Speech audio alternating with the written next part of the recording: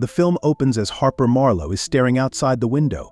Her husband James is seen falling to his death. For a moment, it appears that they're looking directly at each other. Harper later drives to a countryside home for a personal vacation. She meets the caretaker, Geoffrey, and he gives her a house tour. When he asks Harper about a Mr. Marlowe, she simply implies that she is divorced. Harper later talks to her sister Riley through video chat. The camera starts to cut out and flash static, showing a screaming face on the screen while Riley is talking. A flashback shows Harper telling James that she wants to divorce him. He becomes emotional and tells her he will kill himself so that she will have to live with the guilt of that for the rest of her life. Harper insists she has made up her mind, and as they continue to argue, James becomes abusive and strikes Harper in the face. Harper goes for a walk around the area, admiring the scenery. She goes by a tunnel and has some fun making musical echo sounds. At the other end of the tunnel, a naked man begins making his way toward Harper, and she turns around to run. She makes it back to the house and locks the door, but the naked man begins to stick his hand through the mail slot. Harper calls the police, and the man is arrested. On another walk, Harper finds a schoolboy who says something crude to her.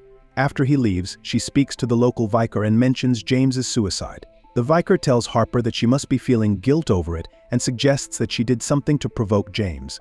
Harper tells the vicar to fuck off. Later that night, Harper goes to a pub where she finds Geoffrey, plus the officer that arrested the naked man. The officer informs Harper that the man was released due to a lack of evidence proving he is a threat, leaving her angry. Harper returns to the house and tells Riley she is getting ready to leave. As Harper tries to send Riley the home's address, her camera keeps cutting out. Outside, Harper sees the officer, but as the lights flicker outside, he morphs into the schoolboy, who chases Harper. As she gets ready to defend herself, a window in the kitchen breaks. Later, Geoffrey shows up to check in, and he sees that the broken window was due to a crow flying in. He puts the crow out of his misery by snapping its neck. As Geoffrey starts to walk away, the lights flicker again, and he morphs into the naked man, chasing Harper back into the house. As he sticks his arm through the mail slot again, Harper stabs him in the arm. He pulls it out, leaving a huge split between the arm.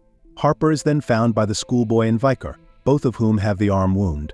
The vicar attacks Harper, but she stabs him in the gut and starts fleeing. Harper tries to drive away herself but ends up running into Geoffrey.